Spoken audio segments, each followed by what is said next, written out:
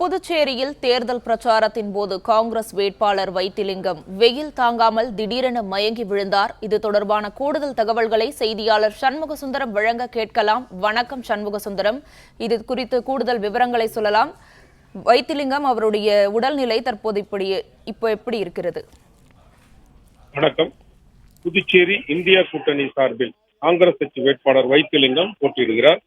இவர் கடந்த சில நாட்களாக பல்வேறு பகுதிகளில் தீவிர பிரச்சாரம் மேற்கொண்ட நிலையில் இன்று காமராஜ் தொகுதிக்குட்பட்ட ரெயின்போ நகர், வெங்கட்டா நகர் உள்ளிட்ட பகுதிகளில் 11 மணி அளவில் இருந்து பிரச்சாரத்தில் ஈடுபட்டு வருகிறார்.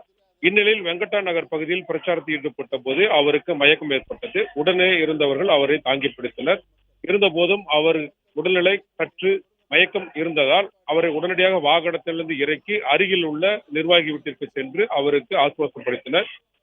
உடனிருந்த கட்சி நிர்வாகிகள் மற்றும் அவர்களுடைய தொண்டர்கள் அவரை பத்திரமாக பிடித்து அவரை அருகில் உள்ள வீட்டிற்கு கொண்டு சென்றனர். வெயில் தாங்காமல், வெப்பம் தாங்காமல் அவர் மயங்கி விழுந்ததாக கூறப்படுகிறது.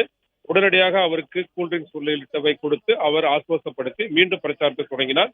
வெயில் காரணமாகவே அவர் மயங்கி விழுந்ததாக கட்சி நிர்வாகிகள் தெரிவித்துள்ளனர்.